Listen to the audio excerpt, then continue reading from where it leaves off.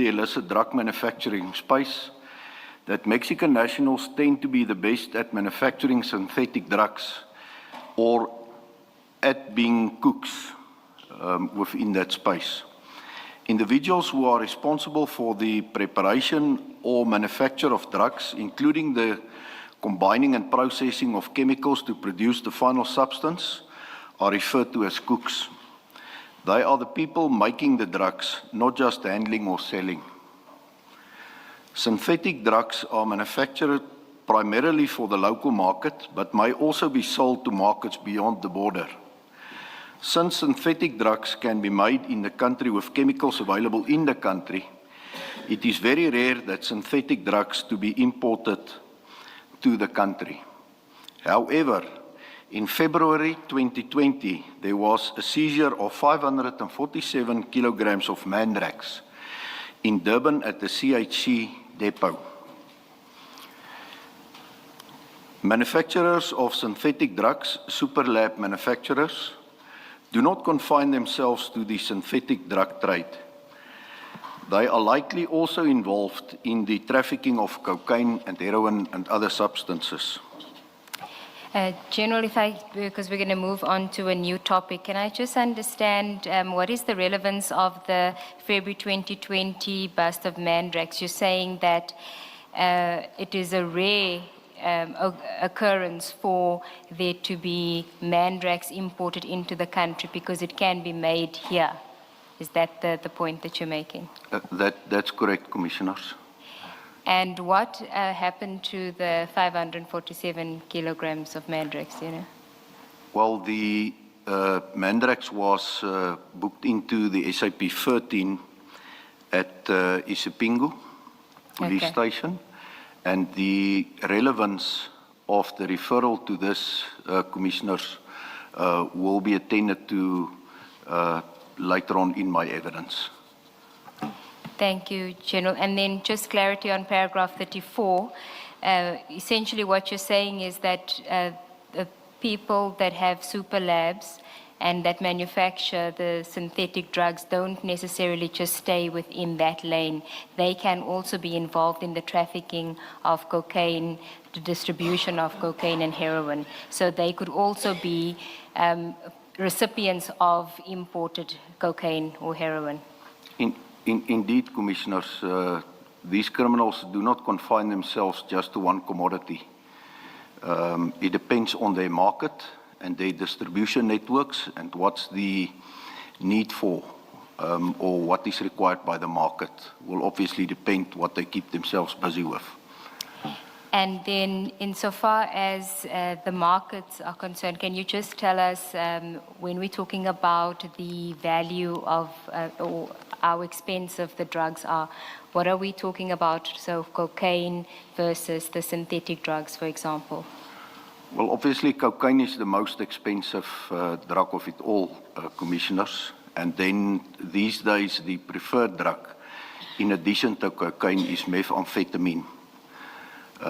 To a lesser extent, but at a lower level, you will find extensive use of Mandrax, especially in poorer communities, due to the fact that it's less expensive. And the cocaine, are we just talking about pure cocaine, or is there a process that's involved in the cocaine as well? Well, Commissioners, obviously criminals will forever remain criminals. And there's no honor between thieves. So especially within the cocaine trade, when the cocaine arrives here, it is fairly pure in nature. But then the cocaine gets cut, so it gets mixed with other substances, so that they expand on the volume that can be distributed into the market by still selling it off at the price that they intend to sell it off as being pure. So it's less purer, but still cocaine. Okay, thanks, General. And before you move on to the next heading, General, with synthetic drugs, how prevalent is the is local production, and is there information that locates it per province, where you could say we have a big problem of the super labs, let's say, in a particular geographic area in the country, and kitchen labs in a different part of the country? Thank you, Commissioners. Yes, the kitchen labs are throughout. There's no specific province or area that's least or more affected than another, because that's really for local distribution. When it comes to clandestine laboratories at the level of super labs, we have found that specifically Gauteng, Limpopo, Northwest, and Mpumalanga to a large extent are mostly affected. I'm not sure of the exact reasons for that, but I believe inter alia it speaks to the climate and a more drier climate than coastal provinces, which will make it easier for manufacturing purposes. One assumes these are on the radar of law enforcement, and is that fight being won if they are on the radar of law enforcement? Commissioner, indeed, it's a focus area not just of the DPCI, but of SAPS in general, because we are together against crime. And obviously, it's a whole of government and a whole of community approach, where everybody that can assist to dismantle clandestine laboratories, we appreciate such information and operationalize it without delay. So it is a massive focus area of the DPCI and SAPS in general. And it's always difficult to say whether we are winning the war. But because these crimes are committed in secrecy, and you can only count what you have dismantled. So that makes it difficult.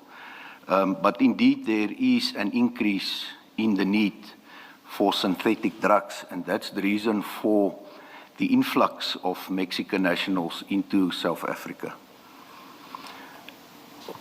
One hears in popular media, if you like, or in public spaces, allegations about the involvement of police, that these kind of things carry on because there's protection from the police or involvement. Do you have any comment about that? What is your experience, and are you aware? You would be aware of these kind of allegations, and not to say they are correct or not, but do you have any comment about it? Commissioners, I'm not aware of police involvement in any of the matters that crossed my table, with specific reference to clandestine drug laboratories. I'm not aware of police involvement. But it's highly possible. I cannot exclude it. Let me be more specific. You, rightly or wrongly, there are parts in the country that are specifically mentioned to be hotspots. Some of them in Pretoria, some of them in Johannesburg. And the allegations in the public space are these are more trading than anything, than labs, it seems, that supply of drugs, maybe let me say, that happens under protection of police officers, and that is why even communities are unable to win when they try and fight that. I'm asking that kind of question. Yes, Commissioner, I think it's very valid and a valid concern of community members. What I would plead is that if community members are aware of such, is to report that activities to higher levels within SAPS and the DPCI, and we will definitely give the necessary attention to it, and by means of criminal investigations and disciplinary investigations, ensure that we get rid of that rotten apples that are actively participating then in criminality within the narcotic trade.